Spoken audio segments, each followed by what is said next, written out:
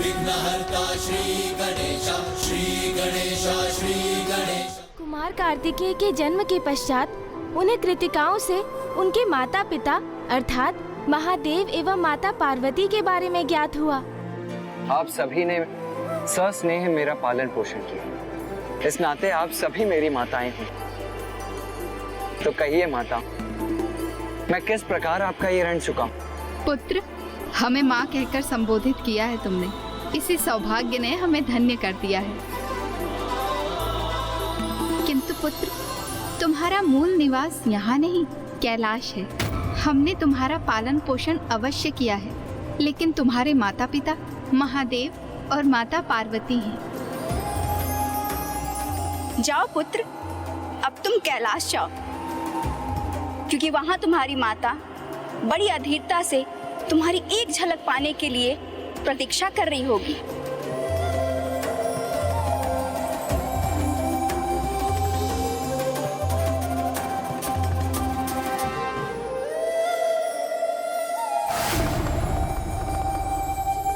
महादेव, माता पार्वती, कदाचित कृतिका देवियां कुमार का पग प्रदर्शन कर रही हैं, क्योंकि अब तक कुमार में महायोद्धा होने की कोई भी योग्यता हमें दिखाई नहीं दी। किंतु एक बार बस वो महादेव और माता पार्वती के पास कैलाश लौट आए, उसके पश्चात उन्हें तारकासुर का वध करने की वो संपूर्ण दक्षता भी प्राप्त हो जाएगी। क्यों देवगण, उचित कह रहा हूं ना मैं?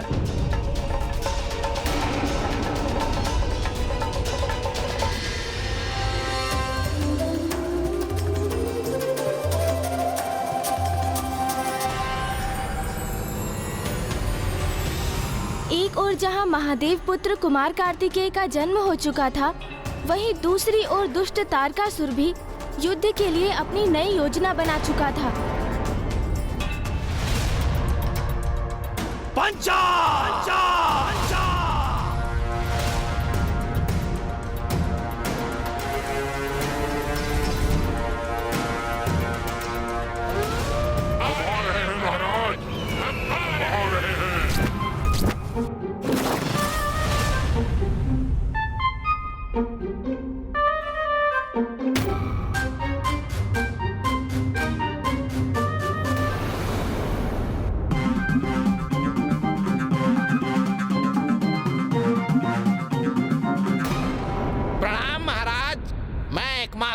उपस्थित हूँ। ये छोटा मोटा असुर महादेव पुत्र का वध करेगा?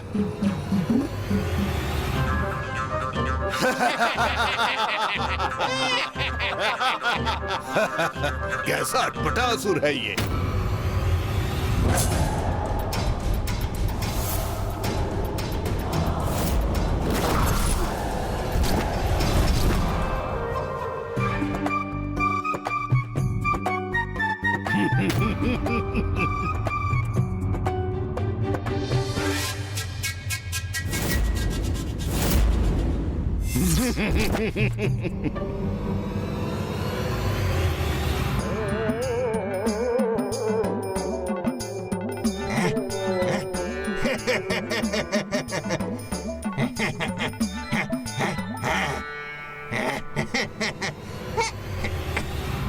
हम सब पुनः पीछे छूट गए और दुष्ट एक मासुर हम सबसे पहले पहुंच गया। अब वो सर्वप्रथम महाराज तक पहुंचने का श्रेय स्वयं ले लेगा और हम सब मुंह ताकते रह जाएंगे। पीछे हटो ना फिर, मुझे आगे जाने दो। शीघ्र पहुंचना है मुझे महाराज तक। आगे बढ़ो, अन्यथा मार्ग से हटाओ। मैं जाऊंगा, मैं जाऊंगा, मैं आगे जाऊंगा, मैं जाऊंगा।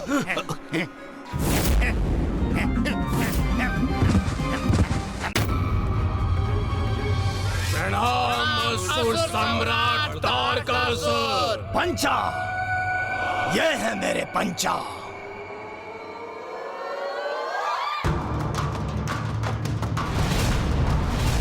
मृत्युदाता पंचा, विदूषक बनकर किसी का भी विश्वास अर्जित कर लेते हैं तो अपनी माया से उसे अंतहीन मृत्यु भी प्रदान कर सकते हैं। अट्टासुर, जो कार्य तुम नहीं संपन्न कर सके वो मेरे ये पंचा करेंगे। ये वध करेंगे उस महादेव पुत्र का।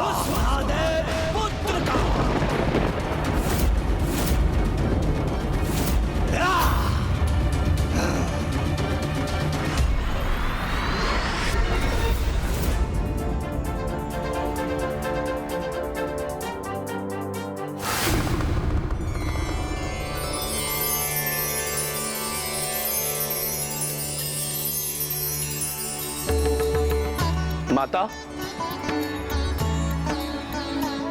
माता एक बार आप बाहर आके देख लीजिए, हमने जो सजावट की है वो उचित तो है? जी नंदी जी। आइए।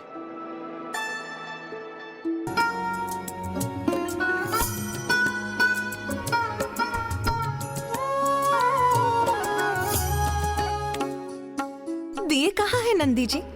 माता, गण अभी उन्हें भी उनके स्थान पर रख रहे हैं, देखिए।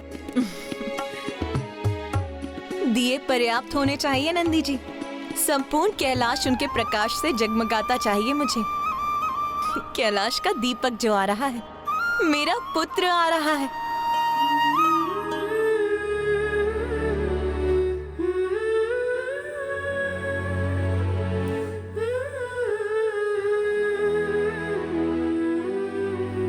मेरा पुत्र कुशल तो है, उसे मार्ग मिल जाना चाहिए, कोई अवरोध नहीं आना चाहिए उसके मार्ग में।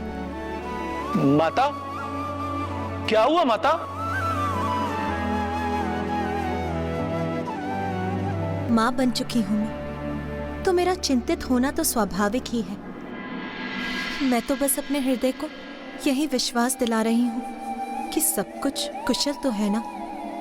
मेरे पुत्र के साथ कुछ अप्रिय तो घटित नहीं होने जा रहा ना। अब खड़े क्यों हो? जाओ, महादेव पुत्र का अंत करके लौटो। चिंता के कारण अवश्य महाराज की बुद्धि भ्रमित हो गई है। ये असुर जो अपने शरीर के अंग नहीं संभाल सकते, वो महादेव पुत्र का वध भला क्या करेंगे?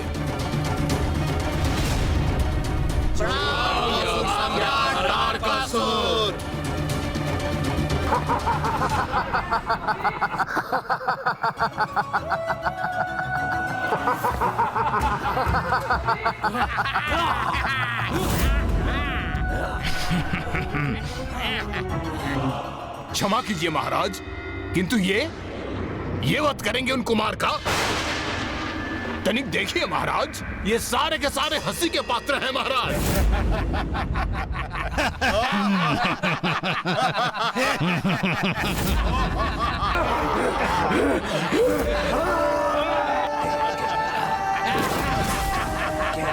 पंचा,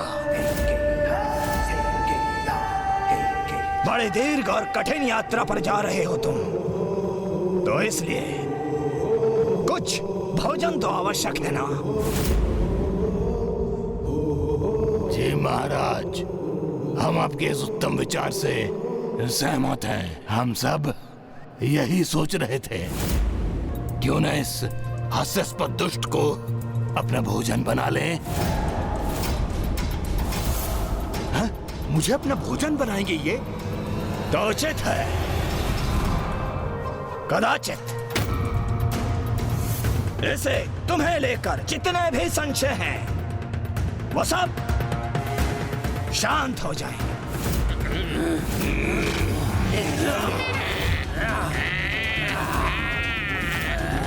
क्षमा महाराज, मैं तो केवल इसलिए हंस रहा था कि ये सारे के सारे कितने हास्यास्पद लग रहे हैं महाराज।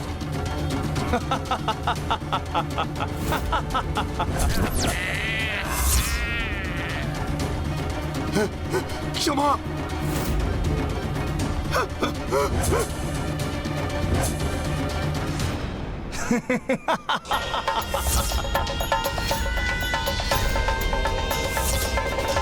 अरे, इन्होंने तो घेर लिया मुझे।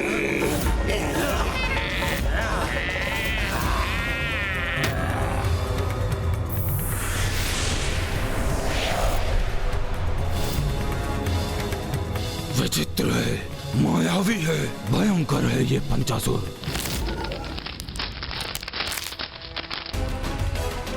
महाराज मुझे मुक्त करा दीजिए।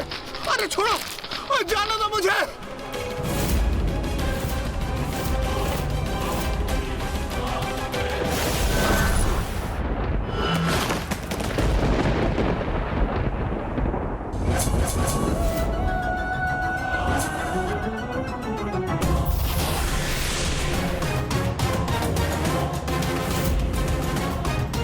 इनकी माया और दुष्टता धूर्त भी है और मायावी भी। इनसे पार पाना तो किसी के लिए भी कठिन होगा, कदाचित महादेव पुत्र के लिए भी। इधर तारकासुर ने पंचासुर को विदा किया और उधर कुमार कार्तिकेय कैलाश की ओर बढ़ते हुए अपनी प्रथम चुनौती और परीक्षा का सामना करने वाले थे। ये वो परीक्षा थी जिससे ये निर्णय होने वाला था कि उनके सामर्थ्य को लेकर जो चिंता देवताओं को थी वो उचित थी अथवा नहीं। अर्थात कुमार कार्तिकेय के लिए जो प्रतीक्षा देवताओं ने की थी वो उचित थी अथवा नहीं।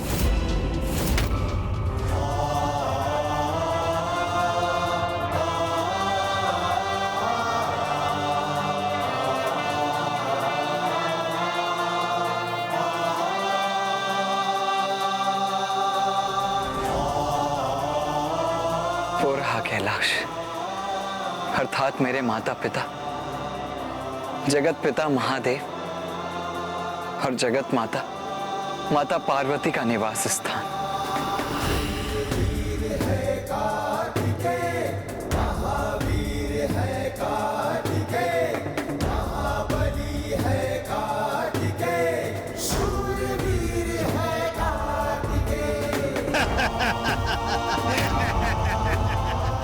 सब दोष तुम्हारा है मूर्ख। मुझे मूर्ख बोल रहा है? मुझे अपना दोष मुझ पर बन रहे हो। तुम्हारे कारण ही भटके हम। कौन है ये? चलो हटो, अधिक मत बोलो। भूल तुम्हारी है और भुगतू मैं। अरे हम तुम्हारे ही कारण भटके हैं। रुक जाइए आप सभी। मछली जाल में फंस गई है।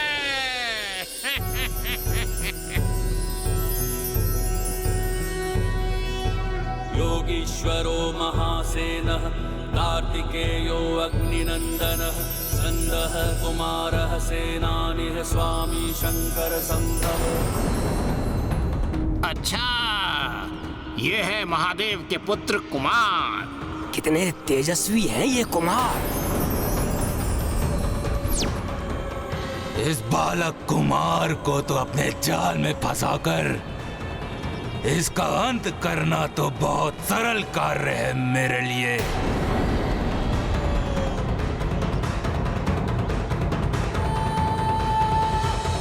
कौन है आप सभी और इस प्रकार यहाँ कलह क्यों कर रहे हैं? मैं बताता हूँ कि हम कौन हैं। ये एकमासुर है, ये त्रियासुर है, और वो दशरथसुर है, और ये छत्सरसुर है, और मैं द्विधासुर हूँ। हम ये एक माँ के कारण ना अपने मार्ग से भटक गए हैं। भटक गए? किंतु आप सभी जा कहाँ रहे थे? कैलाश और कहाँ। हम महान महादेव के दर्शन के इच्छुक हैं। इसी अभिलाषा को हृदय में धरकर कैलाश जा रहे हैं।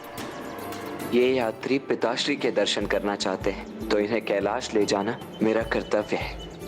आपकी समस्या का निवारण मैं किए देता हूँ। मैं भी कैलाश ही जा रहा हूँ, तो यदि आप सभी चाहें तो मेरे साथ आ सकते हैं। ये कौन मूर्ख है और उसकी सहायता क्यों कर रहे हैं कुमार? इंद्रदेव, कुमार शीघ्र अतिशीघ्र कैलाश पहुंचने को आतुर हैं, किंतु मार्ग में वो भटके हुए यात्रियों का मार्गदर्शन करने के लिए रुक रहे हैं, तो आप उससे इतने विचलित क्यों हो रहे हैं?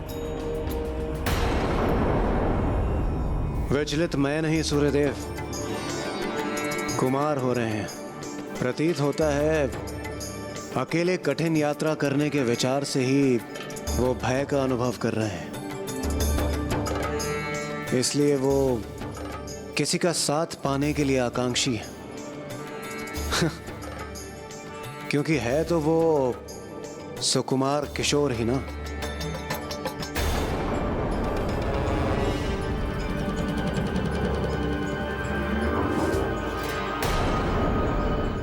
अरे वाह, नेकी और वो भी पूछ पूछ। हमारी समस्या का हल तो हो गया। हमारा गंतव्य स्वयं हमारे सामने उपस्थित है।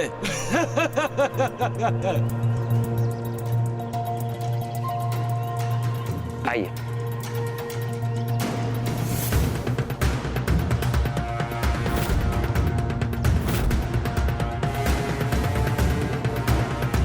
वैसे क्या आप भी महादेव के दर्शन करने जा रहे हैं?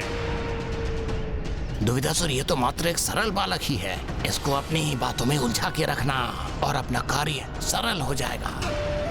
आपने अपना परिचय नहीं दिया। मेरा परिचय वो तो मुझे महादेव और माता पार्वती ही देंगे। अच्छा, आप इतना ही बता दीजिए, आपका नाम क्या है? मुझे मेरा नाम भी महादेव और माता पार्वती से ही प्राप्त होगा। दिवंगत नहीं, स्वर्गवासी नहीं, हम वीरों द्वारा मारा गया। अब तो उन्हें ऐसा ही कोई नाम रखना पड़ेगा।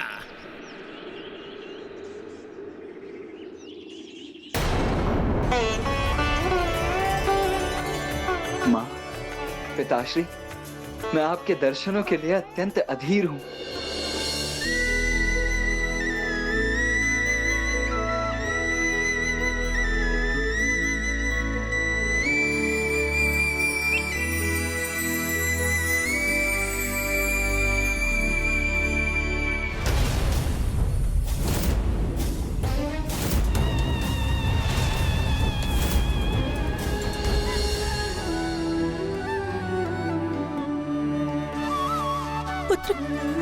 पुत्र कहाँ हो तुम?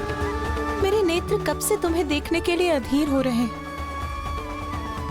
शीघ्र आ जाओ पुत्र, मुझे तुम्हारी बहुत चिंता हो रही है।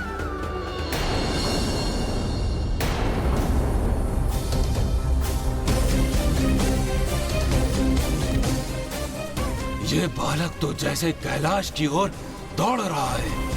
हम जिस कार्य के लिए आए हैं वो करने का कदाचित यही उपयुक्त समय है।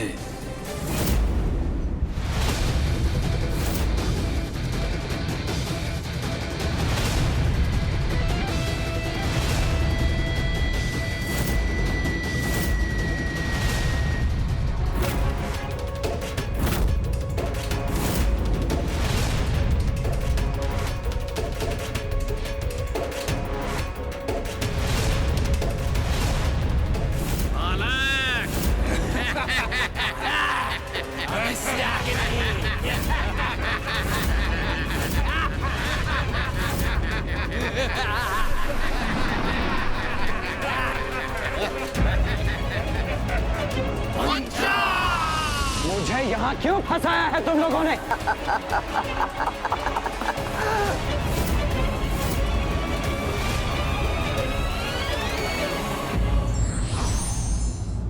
किसी की योग्यता पूर्ण रूप से जाने बिना किसी भी निर्णय पर पहुंचना उचित नहीं होता।